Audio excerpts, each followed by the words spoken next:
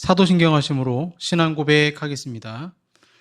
전능하사 천지를 만드신 하나님 아버지를 내가 믿사오며 그 외아들 우리 주 예수 그리스도를 믿사오니 이는 성령으로 잉태하사 동정녀 마리아에게 나시고 본디오 빌라도에게 고난을 받으사 십자가에 못 박혀 죽으시고 장사한 지 사흘 만에 죽은 자 가운데서 다시 살아나시며 하늘에 오르사 전능하신 하나님 우편에 앉아 계시다가 저리로서 산자와 죽은 자를 심판하러 오시리라.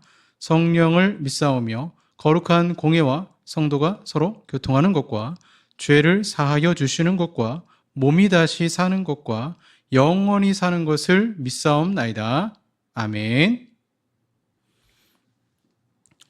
찬송가 251장 놀랍다 주님의 큰 은혜 찬송합니다. 251장입니다.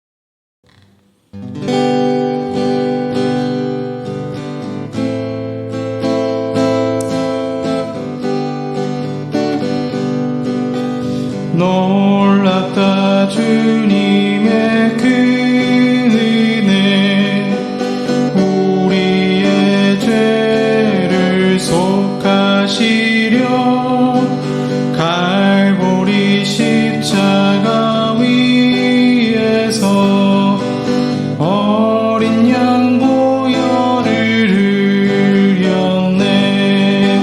주의 은혜 우리의 죄를 다 씻었네. 주의 은혜 우리의 죄를 다 씻었네. 죄악은 성난 파도같이 우리 영혼을 위협하나 헤아릴 수 없는 주는 십자가에서 보이셨네. 주의 은혜 우리의 죄를 다 씻었네. 주의 은혜 우리의 죄를 다 씻었네. 죄악에 물든 영혼들을 주께서 피로 씻으시네. 지금도 흐르는 그 피에 눈보다 더 이게 씻으라. 주의 은혜 우리의 죄를 다 씻었네. 주의 은혜 우리의 죄를 다 씻었네. 피할 수 없는 그 은혜를 믿는 자에게 거저주네. 형제여 주 앞에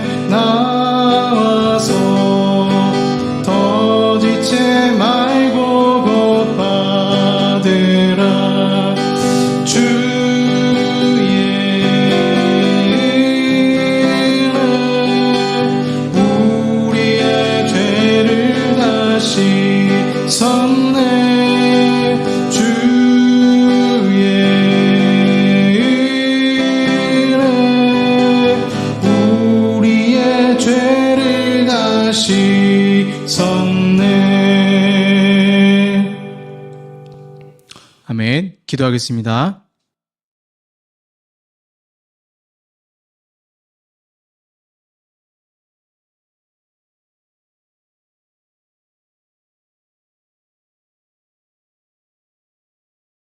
선선한 날을 주신 하나님 감사합니다.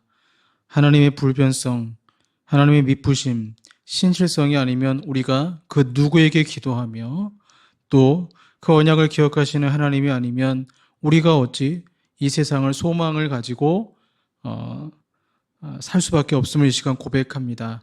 하나님, 저희들 부족하지만 들어써 주시고 저희들 또 한 주간의 삶 속에서 주님의 영광 돌리지 못할 때도 많았지만 이 시간 긍휼과 자비로 찾아오시사 특별히 예배드림의 말씀을 듣는 가운데 성령으로 충만케 하시고 하나님의 귀한 음성을 듣는 시간이 되게 하여 주시옵소서. 주님의 밝은 성령의 빛이 우리 마음 가운데 비춰지기를 원합니다. 그 주의 빛이 비춰질 때 우리의 온갖 더러움들 다 드러나 하나님 십계명을 통하여서 우리 죄를 깨닫게 하시고 그러기에 더욱 그리스도의 십자가를 바라보며 주님의 도움을 구하는 저희들이 되게 하시고 이 시간 예배를 드릴 때에도 오직 성령과 진리로 영과 진리로 하나님께 영광 돌리며 예배할 수 있도록 도와주시옵소서. 예배를 드리는 심령들 가운데는 연약한 자들도 있고 질병 가운데 호소하는 자들도 있고 고통 가운데 있는 자들도 있습니다. 주님이 외면하지 아니하시고 긍휼을 베풀어 주시며 말씀을 듣는 가운데 치료하시고 기도하고 찬양하는 가운데 성령의 음성을 들으며 온전하게 되어지는 역사가 있게 하여 주시옵소서. 예수님 이름으로 기도합니다. 아멘.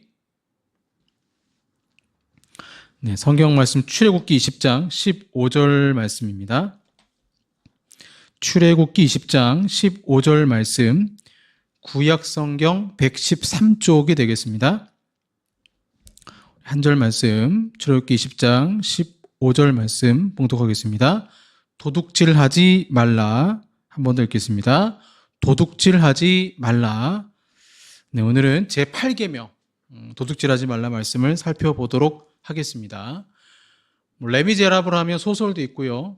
영화로도 뮤지컬 영화로도 나왔고 그 레미제라블 소설에서 장발장 내용은 아마 대충 다 아실 것입니다.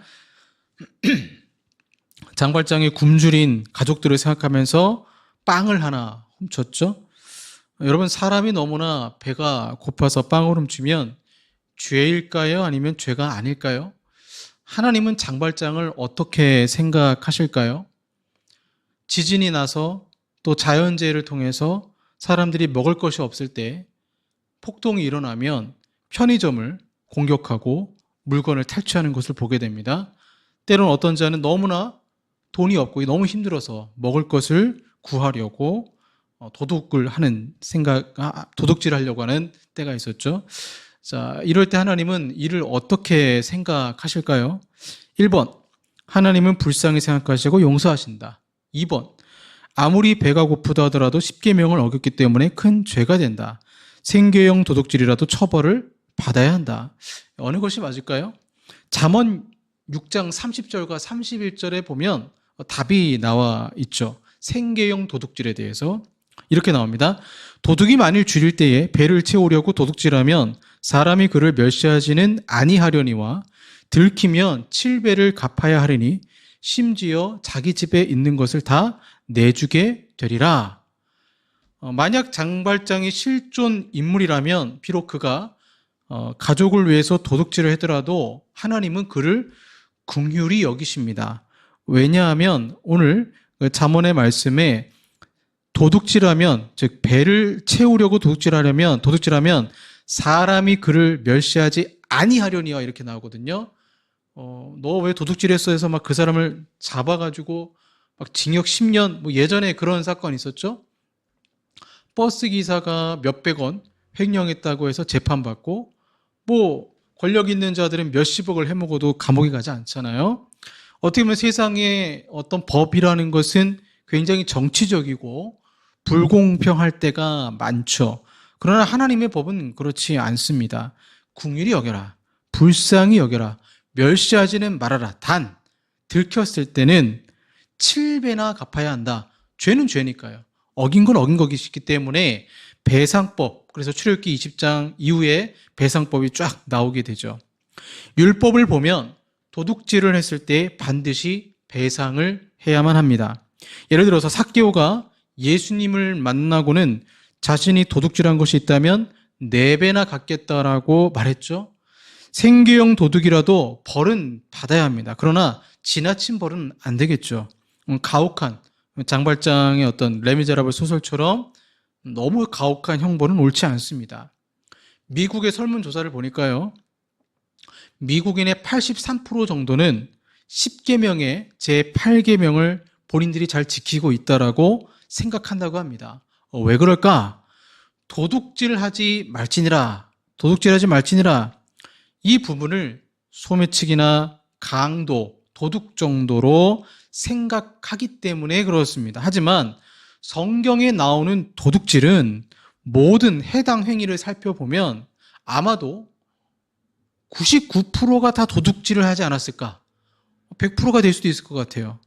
아니, 나는 도둑질을 한 적이 없는데요.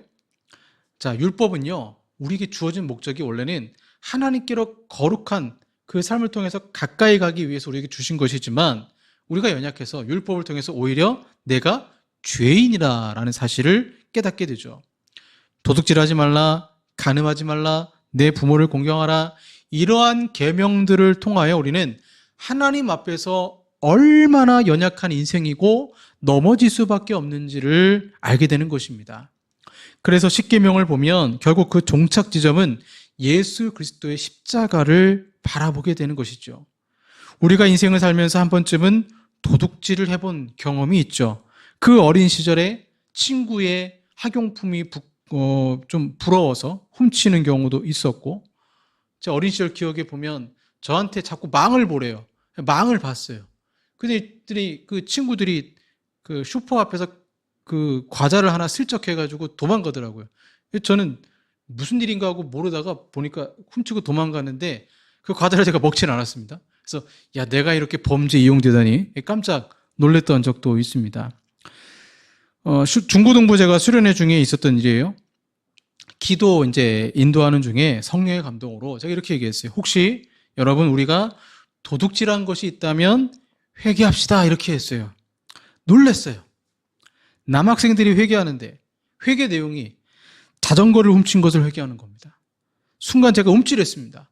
제가 중계동의 한 교회에서 사역할 때 새벽기도 가는 수단이 자전거였습니다. 근데 새벽기도 갈 때 자전거를 타고 가는데 어느 날 교회 앞에 묶어놨던 자전거가 없어졌어요.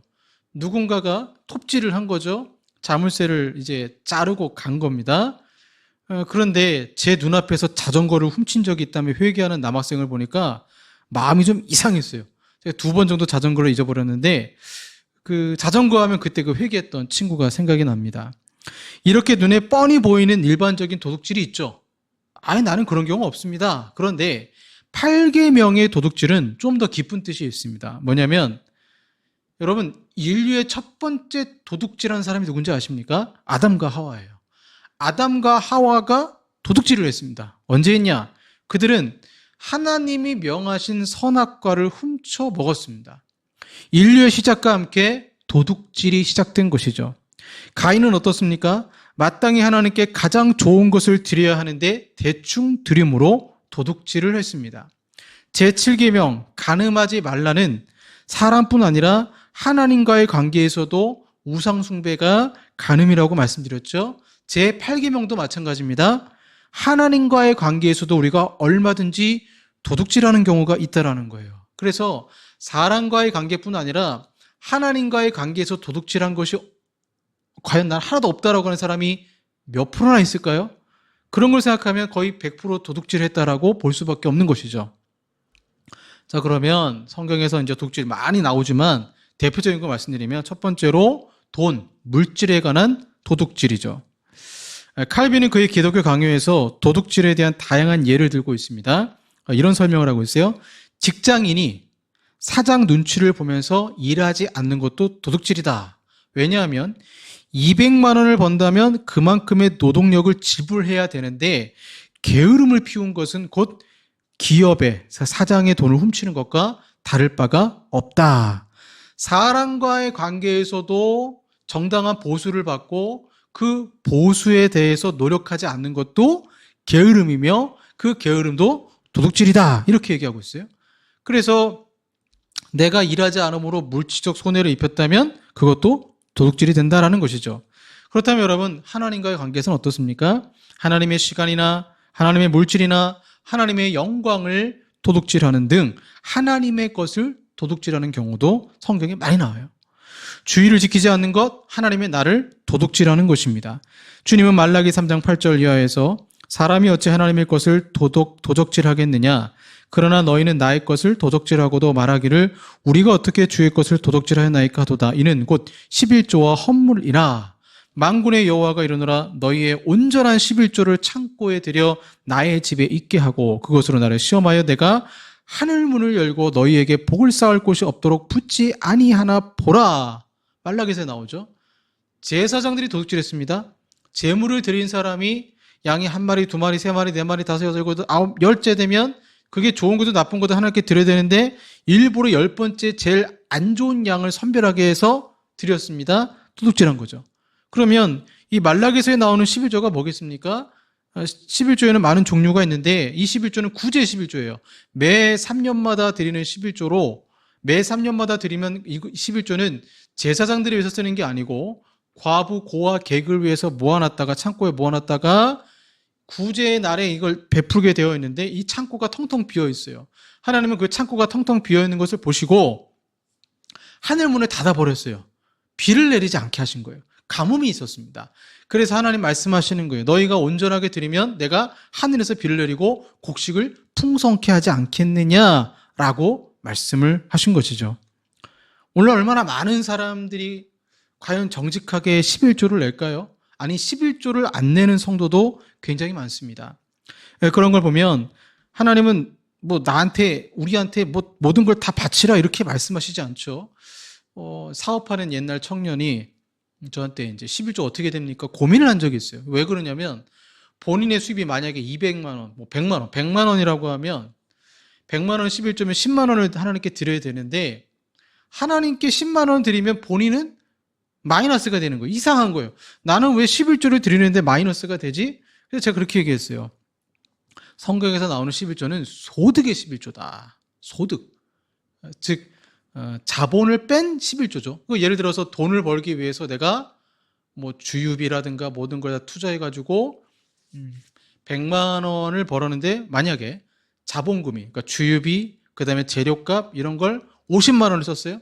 그 100 빼기 50 하면 50만 원이잖아요. 그러면 11조를 얼마 하면 됩니까? 5만 원을 하면 되는 거예요. 그러니까 사업하는 분들이 내가 1000만 원 벌었는데 그럼 100만 원 드려야 되느냐? 그게 아니라는 거죠. 자본금을 빼고 거기서 11조를 드리는 겁니다. 그러니까 하나님이 나한테 많이 달라 이렇게 말씀하시는 것이 아니라 물질의 주인은 하나님이라는 것을 인정하라라는 것입니다. 제가 참 부교육자 힘들었어요. 부교육자 때 11조를 내고 각종 이제 헌금을 내는데 저희 가정 경제가 계속 마이너스 30만 원 매달 생기니까 힘들었습니다.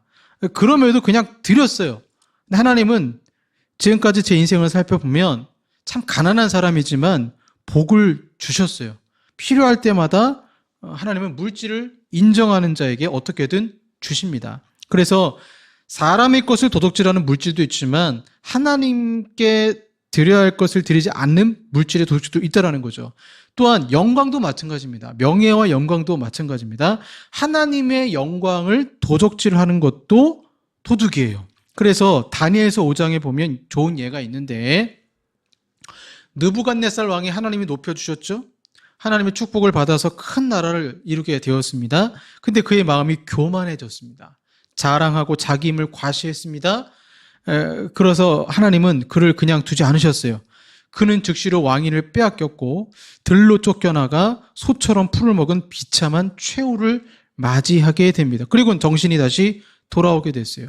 다니엘서 5장 21절 23절에 보면 다니엘이 이렇게 얘기합니다. 스스로 높여서 하늘의 주제를 거역하고 우상을 만들어 찬양하면서 도리어 왕의 호흡을 주장하시고 왕의 모든 길을 작정하시는 하나님께는 영광을 돌리지 아니하였고라고 나오는 거예요. 아니하였고라고 말하는 거예요. 즉 하나님께 마땅히 돌려야 할 영광을 자기가 취하는 것도 도둑질이 되는 것입니다. 요즘 참 많은 문제들이 발생하고 있습니다. 어떤 큰 교회 목사님이 본인이 설교를 안 써요. 그리고 다른 교회, 심지어 다른 교회 부목사님이 쓴 설교문을 그대로 뺏겨서 설교를 했다는 것입니다. 이것도 도둑질이죠. 지적 재산권을 침범한 것입니다. 논문을 쓸 때도 인용, 재인용 표시를 하잖아요. 이거 안 하면 도둑질이죠.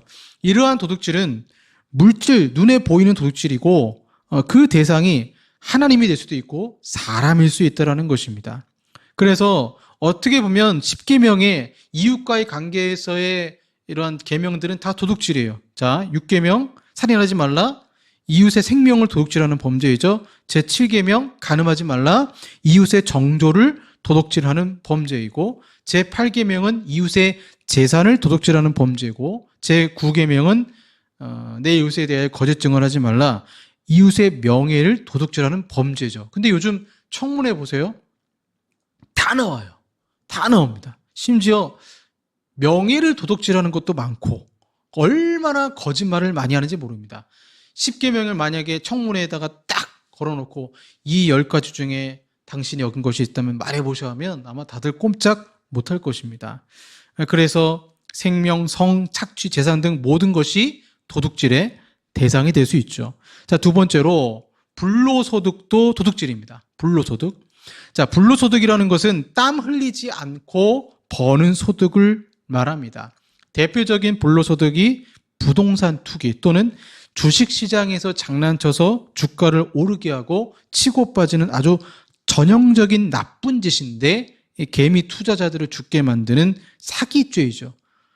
그래서 땅을 사면 반드시 땅을 무슨 용도로 사용할 것인지를 신고를 해야 됩니다. 그런데 농사도 짓지 않고 공장도 세우지 않으면서 허위 신고를 하고 세금을 적게 냅니다. 요즘 뭐 세수 부족 난리인데 땅값이 오르면 그 차익으로 돈을 법니다. 이를 부동산 투기라고 하죠. 부동산 투기는 사회 악입니다. 여러분, 과학에도 질량 보존의 법칙이 있듯이 경제에도 보존의 법칙이 있습니다. 즉, 누군가가 불로소득으로 돈을 벌면 반드시 누군가는 손해를 보게 되어 있다는 것입니다. 아파트 투자를 통해서 불로소득하면 누군가는 그 피해를 입게 되어 있다는 거죠. 여러분, 땅 투기로 1억을 벌면 그 1억만큼 사회에 불이익을 끼치는 거예요. 2008년에 미국에 부동산 위기가 있었죠. 그 이유가 뭐 때문이었습니까? 탐심 때문이었습니다. 미국 사람들도 집을 이용해서 투기했어요. 그래서 돈 없는 사람들도 대출을 쉽게 해주면서 대출업자들이 이자 받기 위해서 대출해주고 은행도 여기에 눈을 감고 정부도 눈을 감았어요. 그러다가 거품이 점점 더해지다가 부동산 버블, 거품 꺼진 현상으로 미국 경기 침체를 경험한 적이 있습니다. 불로소득은 나는 좋지만 이웃의 것을 빼앗는 전형적인 똑똑한 사람들이 사기를 치는 죄와 같다라는 것입니다. 로또나 주식 투자는 어떻습니까? 펀드는 불로소득일까요? 그렇지는 않죠. 로또를 함으로 그 돈이 복지기금으로 사용됩니다. 주식 투자를 함으로 경제 이득을 줍니다. 주식 투자나 펀드는 투기라고 하지 않고 투자라고 합니다. 투자는 경제 원리로 도둑질이 아니라 사회 전체에 이득을 주는 행위이죠. 해도 상관없어요. 문제는 고급 정보를 가지고 있던 사람들이 주식을 가지고 장난을 치고 땅 투기를 한다는 것입니다. 그리고 교인들 중에도 불로소득으로 얻은 것을 하나님이 주신 복이라고 생각을 해요. 하나님은 그런 성도를 보시면 내가 얻은 것은 복이 아니라 도둑질이라 라고 말씀하실 것입니다. 레위기 19장 36절에 너희는 재판에든지 도량에든지 불의를 행치 말고 공평한 절과 공평한 주와 공평한 에바와 공평한 흰을 사용하라 라고 말씀을 하십니다. 거래할 때에도 도둑질하면 안 되고, 성경은 또한 고리대금업도 금합니다. 시편 37편 21절에서는 악인은 꾸고 갚지 아니한다 라고 말하고 있습니다. 또한 야고보서 5장 4절에서 보라 너희 밭에 추수한 품꾼에게 주지 아니한 삭시 소리 지르며 추수한 자의 우는 소리가 만군의 주의 귀에 들렸으니라 말씀하고 있어요. 제때에 품삯을 주지 않는 것도 도둑질이에요. 고용인도 도둑질할 수 있고 이제 고용주도 도둑질할 수 있다는 거죠. 심지어 성경은 뭐라고 말하냐면 이자 없이 대출해 주라. 언제? 이웃이 수해나 자연재해를 겪을 때 그들이 다시 일어설 수 있도록 도와주라고 말씀하고 있습니다. 또한 부당한 뇌물을 받는 것도 도둑질입니다. 성경은 뇌물을 금하죠. 출애굽기 23장 8절에 너는 뇌물을 받지 말라. 뇌물은 밝은 자의 눈을 어둡게 하고 의로운 자의 말을 굳게 하느니라 경고하고 있습니다. 자, 세 번째로 마지막으로 시간을 허비하는 것이 도둑질입니다. 하나님은 우리에게 24시간을 주셨습니다. 24시간을 죄 짓는 데 사용한다면 이는 하나님이 우리에게 주신 소중한 시간을 도둑질하는 것입니다. 여러분, 도둑질하지 말라고 하셨을 때 단순히 나는 다른 사람의 물건을 훔치지 않았다는 소극적 차원의 내용이 아니라는 걸 아시길 바랍니다. 적극적 차원에서 타인의 것을 훔치는 것, 열심히 일하지 않는 것, 불로소득을 취하는 것, 시간을 허비하는 것도 도둑질입니다. 그렇다면 여러분, 이 모든 도둑질의 원인이 무엇입니까? 아담과 하와의 첫 번째 도둑질, 탐심 때문입니다. 인류의 첫 도둑 현장 보세요. 창세기 3장 6절에 그 나무를 본즉 먹음직도 하고 보암직도 하고 지혜롭게 할 만큼 탐스럽기도 한 나무인지라. 탐심이 그들을 자극했습니다. 그리고 신약으로 넘어가서 가룟 유다는 돈 때문에 예수님을 팔아 넘겼습니다. 가룟 유다만 그럴까요? 얼마나 많은 사람들이 하나님을 믿는다고 하면서도 돈 때문에 주님을 배신하는지 모릅니다. 첫 도둑질부터 예수님을 팔아넘긴 그 모든 도둑질의 근원, 바로 탐심에 있는 것입니다. 그러면 그 도둑질하면 용서받을 수 없을까요? 그렇지는 않습니다. 아담과 하와도 가죽 옷을 지어 입으셨고 삭개오도 4배나 갚겠나이다. 하나님이 용서하셨죠. 그러나 사람은 그 마음에 탐심이 있어서 내가 원하는 것이 있으면 순간적으로 얻고자 하는 것이 있는 것입니다. 해외여행을 가면 참 도둑질하는 사람들이 많다고 해요. TV에서 제가 잠깐 봤는데요. 유럽 어떤 나라의 카페에 가서 브런치를 먹으려고 했는데 깜빡하고 커피만 가지고 왔어요. 그래서 이제 카페에 들어가서 이제 빵이 이제 반대로 말씀드렸네. 카페에 갔는데 커피만 가지고 온 거예요. 커피만 가지고 와서 카페에 들어갔다가 밖에 나와 보니까 빵이 없어졌대요. 그래서 이번에는 빵이 없어졌다고 항의하려고 안에 들어가니까 커피가 없어졌다라고 합니다. 유럽에는 그렇게 도둑이 많다라고 합니다. 인간의 탐심이 있는 한 도둑질은 멈추지 않는 것입니다. 여러분, TV 뉴스에 나오는 것이 무엇입니까? 왜 주가 조작을 많이 할까요? 가진 자들이 더합니다. 자기 현재 재산에 만족하지 않고 땀 흘리기는 싫고 가장 손쉬운 방법으로 돈을 버는 것입니다. 저는 그래서 열심히 일하는 노동자들이 정말 이 대한민국을 이끌어가는 주인공이라고 생각을 합니다. 굉장한 사람들입니다.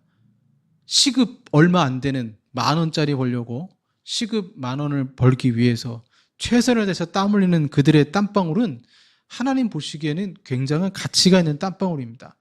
이런 땀 흘리기 싫고 쉽게 돈 벌 수 있는 방법을 아는 사람들이 사기를 쳐서 돈을 번다? 이거는 굉장히 하나님 앞에 큰 죄가 되는 것입니다. 디모데전서 6장 10절에 돈을 사랑하는 것이 일만하게 뿌리가 된다라고 했습니다. 자신의 현재에 만족하지 않기 때문에 사기를 치면서까지 도둑질하는 것입니다. 한국의 서민 철학에 이런 말이 있습니다. 올려다 보고 살지 말고 내려다 보고 살라. 그런데 여러분, 인간은 그렇지 않아요. 높아지려고만 합니다. 영국 속담에 이런 말이 있어요. 영구차, 그 삐용삐용 하는 그 앰뷸런스 말고 이제 돌아가신 분 넣어서 가는 차 있잖아요. 영구차 뒤에 이삿짐차 못 따라온다라는 말이 있습니다. 즉 죽은 다음에 자기 재산 못 가져갑니다. 그렇게 열심히 모아서 자녀들 물려주면 그 재산 때문에 오히려 자녀들이 엇나가는 경우가 많다고 해요. 그래서 미국의 재벌가들은 사회 환원을 많이 하는 것입니다. 그렇다면 우리가 하나님의 것이나 이웃의 것을 도둑질하지 않는 삶을 어떻게 살 수 있겠습니까? 제가 참 좋아하는 말씀, 저는 도둑질하지 않으려면 잠언 30장 8절 말씀을 꼭 기억해야 된다고 생각해요. 아굴의 기도라는 거죠. 날 가난하게도 마옵시고 부하게도 마옵시고 오직 필요한 양식으로 내게 먹이시옵소서. 혹 내가 배불러서 하나님을 모른다 여호와가 누구냐 할까 하며 혹 내가 가난하여 도둑질하고 하나님의 이름을 욕되게 할까 두려워함이니이다. 실제로 제가 너무 가난한 목사님을 본 적이 있습니다. 너무 가난한데 사례비는 적어요. 시간은 없어요. 교회에서 계속 하루 종일 있으니까. 그러다가 이분이 교회 헌금에 손을 댔습니다. 큰 죄예요. 사업이 망한 장로님이 교회 돈에 손을 댔습니다. 이러한 일이 있어서는 안 되지만 종종 일어나기도 합니다. 그럼 왜 이런 일이 생길까요? 너무 가난하기 때문입니다. 도둑질을 하지 않으려면 역설적으로 돈을 열심히 벌어야 합니다. 돈을 벌 때 땀 흘려 수고한 대가로 벌어야 되겠죠. 땀 흘려 벌지 않으면 교인들 신방 헌금에 목사님들 눈 돌아갑니다. 교회 재정은 어려운데 어떻게 사례비를 올리려고 합니다. 그래서 저는 이 잠언 말씀이 좋아요. 가난하게도 마옵시고 부하게도 마옵시고. 저는 개인적으로 그렇습니다. 이제 어느 정도 돈을 벌어야 되겠다 생각을 하는데 이제 저희 집 이제 재정 상황이 마이너스다 그러면 이번에 제가 이제 추석 때 좀 알바를 했는데 알바하면서 이제 돈을 버는 것이죠. 그래서 마이너스일 때는 돈 벌고 플러스일 때는 책을 엄청 읽습니다. 책 엄청 읽고 이제 설교 준비하고 하는 것이죠. 데살로니가후서 3장 10절에 일하기가 싫거든 먹지도 말라라고 했습니다. 우리가 왜 돈을 벌어야 됩니까? 에베소서 4장 28절 성경은 도둑질하던 이들에게 이렇게 말해요. 도둑질하지 말라. 그리고 다시 도둑질하지 말고 돌이켜 빈궁한 자에게 구제할 것이 있기 위하여 제 손으로 수고하여 선한 일을 하라. 우리가 돈을 버는 이유는 이 도적의 악한 심리를 치료할 수 있는 방법은 구제하기 위해서입니다. 이게 굉장히 중요한 것 같아요. 내가 돈 버는 이유는 가족을 살리는 거고 내가 돈 버는 이유는 가난한 이웃을 살리기 위해서 하겠다라는 이 마음가짐을 가지고 사는 게 굉장히 중요한 것 같습니다. 하나님은요. 세상을 이처럼 사랑하사 자기 독생자를 주셨습니다. 예수님은 우리를 위해서 이 땅에 오셨습니다. 자기 생명을 바치셨어요. 유대교 어떤 랍비에게 한 사람이 물었습니다. 왜 성경에는 하나님께서 그렇게도 많이 달라고 하십니까? 지혜로운 랍비는 이렇게 대답했습니다. 어떤 사람이 어떤 집에 가서 은그릇을 훔쳤습니다. 그 은그릇을 잃은 주인의 실망은 컸습니다. 그런데 그날 저녁 그 집에는 은그릇 대신에 보다 좋은 금그릇이 놓여 있었습니다. 하나님이 우리에게 어떤 것을 달라고 하실 때가 있습니다. 하나님이 우리에게 어떤 것을 버리라고 하실 때가 있습니다. 그때 항상 하나님의 적극적인 대안이 있었다라는 거예요. 아브라함에게서 갈대와 우르를 가져가신 하나님은 그에게 적과 꿀이 흐르는 가나안을 주셨고 하나님은 달라고 하시면 그냥 모른 척 하시는 분이 아니라 더 채워서 주시는 분이에요. 아담의 갈비뼈를 가져가신 후에는 하와를 주셨고 그래서 풍성한 것으로 놀라운 것으로 귀한 것으로 훌륭한 것으로 기대하지도 못했던 상상치도 못했던 것을 하나님이 주시는 것입니다. 하나님께 그래서 우리는 하나님께 드리기 위해서 일을 하는 거예요. 하나님께 드리기 위해서. 헌금하기 위해서 일한다 이상하게 드릴 수도 있을 것 같아요. 근데 이상한 말이 아닙니다. 날 구원하신 그분을 바라보며 더 많은 이들을 구제하기 위해서 돈을 벌 때 우리는 탐심에서 자유로울 수가 있습니다. 록펠러가 거부가 된 건 자신이 돈을 벌어서 자기만 먹고 살겠다고 한 게 아니라 많은 사람들을 구제했잖아요. 그래서 그러한 부분에 있어서 구제하기 위해서 도와주기 위해서 돈 버는 게 필요한 것이죠. 어떤 글을 읽어보니까 자식들이 목사님한테 이렇게 얘기한 거예요. 목사님, 아버지, 평생 아버지가 돈을 번 적이 없어요. 엄마만 돈을 벌고 아빠도 돈 좀 버세요. 그 얘기를 이제 하는 걸 책에서 읽은 적이 있는데 사모님은 죽도록 일하고 목회자는 나는 거룩한 종이다 해가지고 성경 연구하고 설교만 쓰고 책만 죽도록 읽습니다. 과연 그게 균형을 가지고 있는 신앙의 모습일까요? 사람이 너무 가난하면 도둑질하게 되어 있습니다. 그래서 어느 정도 돈은 벌어야죠. 그러나 너무 벌어서도 안 됩니다. 선을 넘어서 더 많은 것을 추구하다가 탐심으로 도둑질하면 안 되잖아요. 그래서 나로 가난하게도 마옵시고 부하게도 마옵시고 그래서 내가 돈 버는 목적이 단순히 내가 사치를 누리기 위해서 돈을 버는 것이 아니라 누군가를 사랑하고 돕기 위해서 돈을 번다면 탐심으로부터 자유로울 수 있다라는 것입니다. 사랑하는 여러분, 하나님과의 관계에서 도질한 것, 사람과의 관계에서 도질한 것 없는지 살펴보시고, 도둑질하는 것이 아니라 삭개오처럼 4배나 갚겠나이다 구제하면서 승리하시는 저 여러분 되기를 소망합니다. 기도하겠습니다. 사랑의 아버지 하나님, 감사합니다. 너무 가난하면 아무리 고귀한 성품과 인격을 가진 자라도 물질의 유혹에 넘어질 수밖에 없음을 주님께 고백합니다. 저희로 너무 가난하게 하지 마옵시고 하나님께 더 많은 것을 드릴 수 있도록 더 축복해 주시고 은혜해 주셔서 단순히 물질의 욕심 때문에 돈을 버는 것이 아니라 사랑을 실천하기 위해 돈을 버는 저희들의 삶이 되게 하여 주시옵소서. 예수님 이름으로 기도합니다. 아멘. 우리가 주님 다시 만날 때 부끄럽지 않기를 소망합니다. 우리 땅 끝에서 찬양하겠습니다.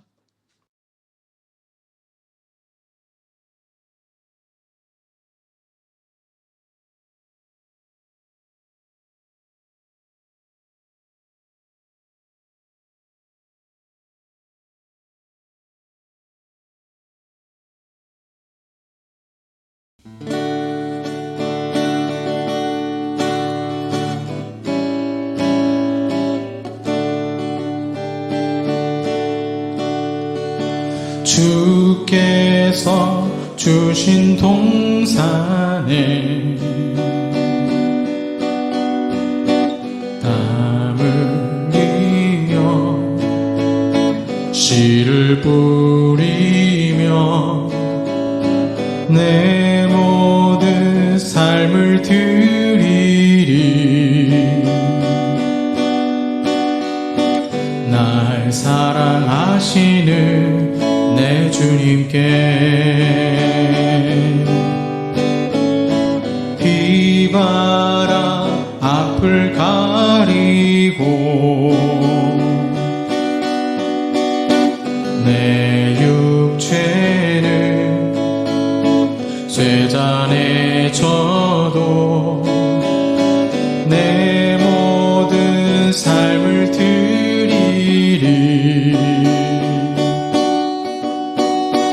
내 사모하는 내 주님께 땅 끝에서 주님을 맞으리. 주께 드릴 열매 가득 안고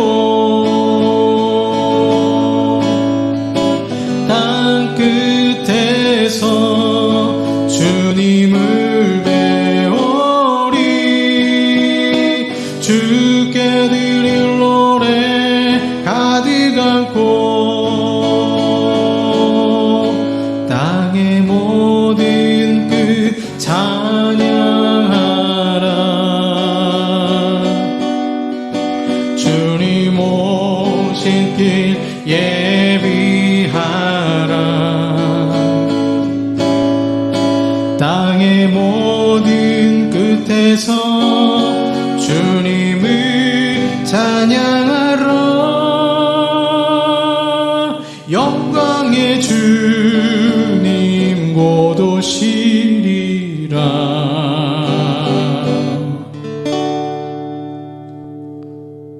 기도하겠습니다.